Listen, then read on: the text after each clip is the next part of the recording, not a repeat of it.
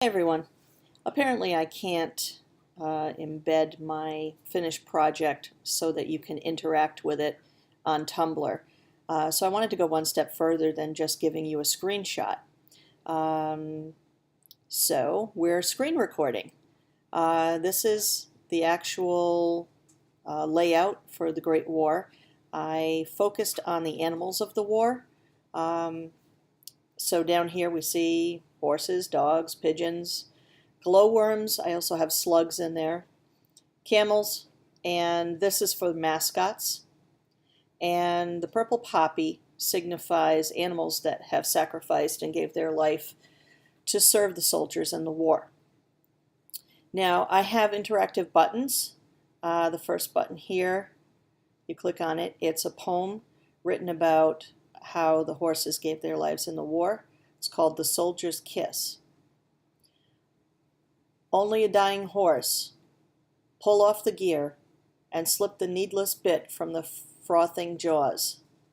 Drag it aside there. Leave the roadway clear. The battery thunders on with scarce a pause. Prone by the shell-swept highway, there it lies, with quivering limbs as fast as the life tide fails. Dark films are closing o'er the faithful eyes that mutely plead for aid where none avails. Onward the battery roll, but one there speeds, heedless of comrade's voice or bursting shell, back to the wounded friend who only bleeds, or who lonely bleeds. Besides the story highway where it fell. Only a dying horse? He swiftly kneels, lifts the limp head and hears the shivering sigh, kisses his friend while down his cheek there steals sweet pity's tear, goodbye, old man, goodbye. No honors with him, no honors wait him, medal badge or star, though scarce could wait a kindlier deed unfold. He bears with his breast more precious fur, beyond the gift of kings, a heart of gold. And then we have the panels that talk about how the war horses and the mules worked through the war. The war horse is a symbol of strength, agility, and bravery. The fighting horses on the front lines dodged bullets, bombs, and mustard gas attacks to lead mounted charges and perform reconnaissance missions. They stood firm through the chaos as if it were a normal day. Horses and mules pressed through unthinkable conditions to pull supply wagons, field artillery, and ambulances. The living conditions were harsh. Disease ran rampant. Food shortage supplies caused starvation for both man and beast. Horses were in short supply. By the Battle of Passchendaele, soldiers knew that it was a greater loss for them to lose a horse than a man. By war's end, over 8 million horses and an unknown number of mules were used. Of that number, only 60,000 came home. Dogs. World War I proved that dogs were truly man's best friend. Without the heroic actions of soldier dogs, the war for the Allies might have been lost. Their keen sense of smell gave them the ability to alert soldiers of impending gas attacks and to detect mines. Astounding hearing enabled them to serve as guards and scouts, alerting their unit of imminent threat. Casualty dogs were able to locate wounded soldiers in the dark and deliver vital medical supplies. Messenger dogs could cover rough terrain quickly. They were able to get through tight spaces and avoid enemy sniper fire. Mercy dogs served as the final companion of dying soldiers. It is estimated that more than 1 million dogs were killed in action. Pigeons. Trapped between enemy and friendly fire, the 77th Infantry released their final 3 messenger pigeons. It was their last-ditch effort to inform headquarters of their position. Flying through heavy fire, 2 of the 3 were killed almost instantly. Covering over 25 miles with a bullet wound to the chest, leg dangling by a tendon, and blinded in one eye, the 3rd pigeon, Cher Ami, made it to headquarters just before collapsing. He saved the lives of 194 men and received the French Croix de Guerre for bravery and outstanding service. Cher Ami died a year later from wounds received. Throughout World War I, 100,000 homing pigeons were the line of communication between headquarters and the trenches. Their service was so crucial, injuring or killing one was considered a criminal offense. Glowworms. The glowworm is an unlikely war hero, but a hero nonetheless. The use of any bright light would have drawn enemy fire.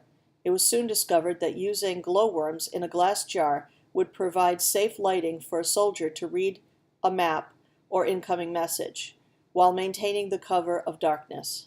Glowworms provided a natural lantern. The more glowworms in the jar, the brighter the light. Slugs.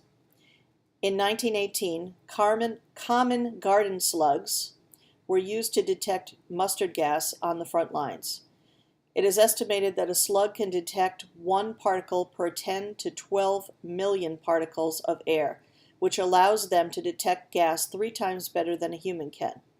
When slugs come in contact with mustard gas, they compress their bodies and close their breathing pores, preserving their lung membrane. When the soldiers saw this, they would sound the alarm that gas was detected. Camels.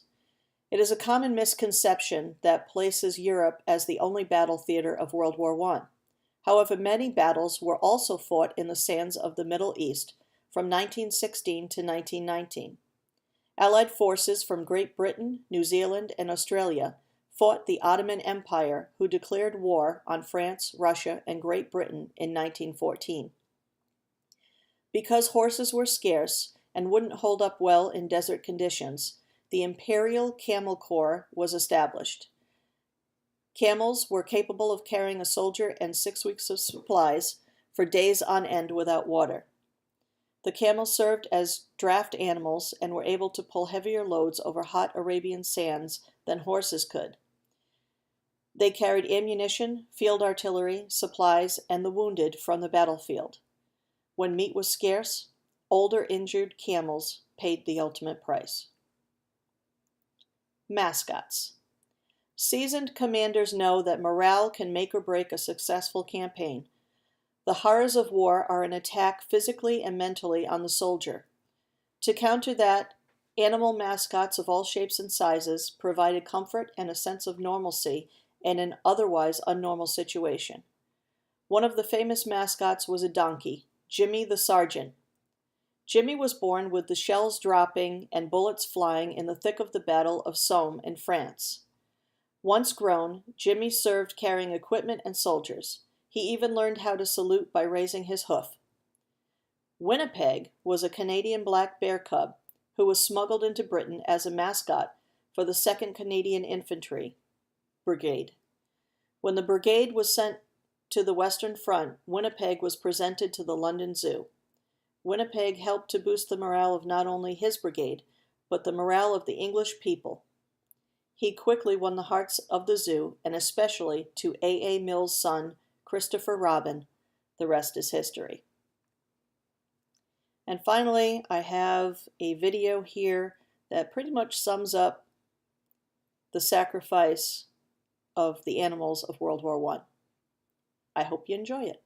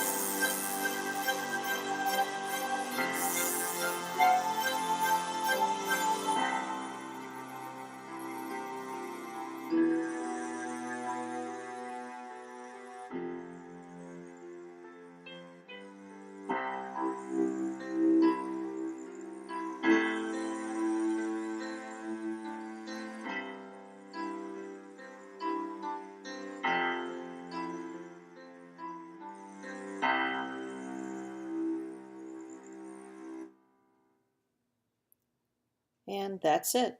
For more information on the animals of World War I, a good place to check is YouTube. Thanks for watching, and see you later.